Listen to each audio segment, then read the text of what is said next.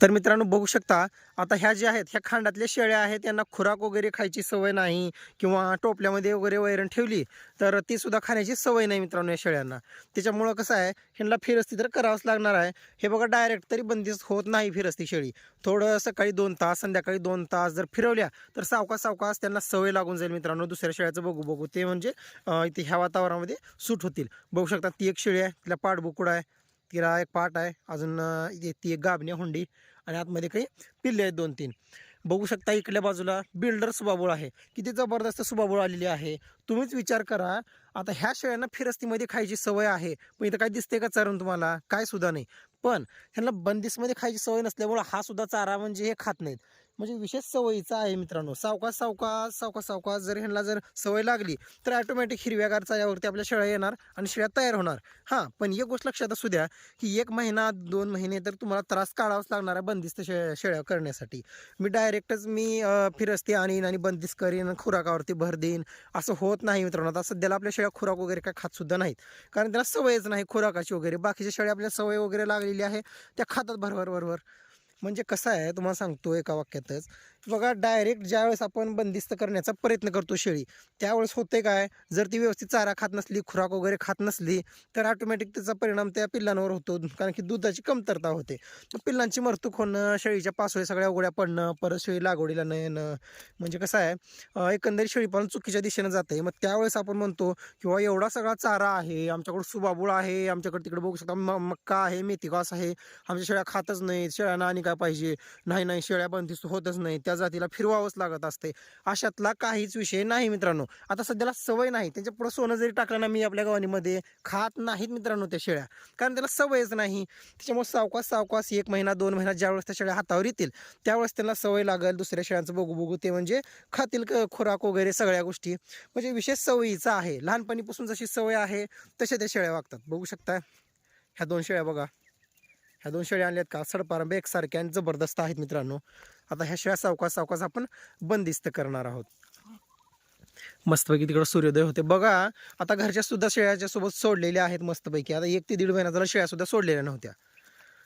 तर कसा विषय नियोजनाचा आहे शेवटी, कारण मेहनत तर घ्यावीच लागणार तुम्हाला सुरुवातीला 1-2 महिने.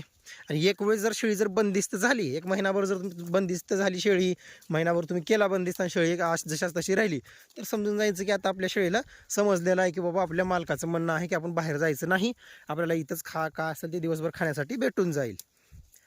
बघू शकता सध्या तुरीचं रान वगैरे आहे मोकळं, तिकडं सुबाबूळ, इकडं फार्म, तिथं बघू शकता 4G बुलेट नेपियर आणि भरपूर तिकडे पलीकडच्या तुकड्यामध्ये आपला चारा नियोजन आहे. तर बघू शकता ही आपली होंडा. आता तुम्हाला अजून एक होंडा आणलेली आहे आपण, ते सुद्धा दाखवतो मी तुम्हाला. होंडा गाभण आहे ती, म्हणजे बघा आता ही एक होंडा आहे. आता अजून एक होंडा दाखवतो तुम्हाला. आता ही बघू शकता, ही एक होंडी आहे. आता हिनं म्हणजे अगदी आता बघू शकता हिचा कास बघा तुम्ही, किती जबरदस्त टॉप क्वालिटीचा कास आहे हिचा. तुम्हाला बघितल्याच्या नंतर लक्षात येईल मित्रांनो कास वगैरे. आता शेळी बघा गाभण आहे, आता ही शेळी आहे गाभण. सडपारंब्या वगैरे बघा एकदम जबरदस्त, हे बघू शकताय. शेळी म्हणजे 8-15 दिवसातच आता येणार आहे. होंडा आहे आणि हिचा सुद्धा कास बघू शकता तुम्ही, किती टॉप क्वालिटीचा कास आहे मित्रांनो. अजून तुम्हाला हे सुद्धा दाखवतो, ही सुद्धा शेळी. तर बघा निवड पण महत्त्वाची आहे. आता बघा ह्या कासत कासत म्हणजे जर शेळी जर उजवी असली ना जनावर, तर ते जनावर 100% पुरते मित्रांनो शेळी पालन करण्यासाठी. आता तुम्हाला दाखवलं 3 शेळ्या, आता ही चौथी बघा. थांब थांब थांब, चौथी शेळी सुद्धा बघू शकताय तुम्ही. हे बघू शकता हिचा कास किती जबरदस्त मऊसूत कास आहे आणि ते सडपारंब्या एकसारख्या, 4ही शेळ्यांच्या सडपारंब्या एकसारख्या आहेत. आणि एक शेळी गाभण आहे, 3 पिल्लामध्ये 3 शेळ्यामध्ये 5 पिल्लं आहेत मित्रांनो. बघू शकताय हे पाठ बुकुड आहे आणि ती जी मोठी जी पाठ आहे, ही जी मोठी पाठ आहे चारायला लागलेली चांगली, ती पाठ त्या शेळीची आहे आणि हिला 2 पाठी आहेत. अजून ती जी गाभणी जी शेळी आहे आता तिनं काय ते बघावं लागेल. आणि पहिल्याची आपल्या म्हाताऱ्या शेळीची एक जी होती पाठ, तिनं सुद्धा गाभण आहे. म्हणजे अगदी आता मित्रांनो 9 पिल्लं आता आपल्या फार्मवरती झालेली आहेत. 9 पिल्लं, 8 शेळ्या आणि 2 शेळ्या येणार आहेत. म्हणजे अजून 2 ते 3 पिल्लं आपल्या फार्मवरती येणार.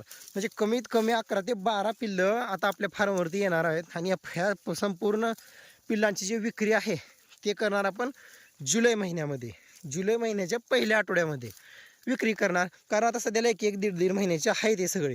आता आपल्या घरचे जे पिल्लं होते 3 बोकडं 1 पाठ, ते सुद्धा आता म्हणजे 1 महिना होत आला त्याला. आता उद्याच आपल्या हुंडीला येऊन 1 महिना होईल.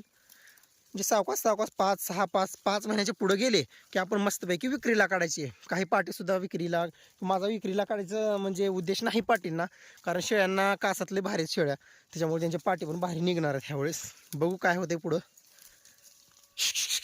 बघू शकताय, तर बघू शकता गाभण शेळी किती टॉप क्वालिटी शेळी आहे. तर कशा वाटल्या तुम्हाला शेळ्या ते पण कमेंट करून सांगा. पिल्लावाल्या शेळ्या आहेत मित्रांनो ह्या. आणि सावकाश सावकाश आता आपण यांना बंदिस्त करण्याचा प्रयत्न करतोय म्हणजे 100% बंदिस्त करणारच आपण कसल्या परिस्थितीमध्ये. तर आता शेळ्या पण भरपूर वाढलेल्या आहेत. आता मध्ये 7-8 पिल्लं, एवढ्या शेळ्या बारीक मोठा आता 20च्या जवळजवळ जनावर झालेलं आहे आपल्याकडं. काही अडचणी असेल तर नक्की कमेंटमध्ये विचारू शकता मित्रांनो. भेटू पुढच्या व्हिडिओमध्ये. थांबू इथंच. तोपर्यंत जय हिंद, जय भारत.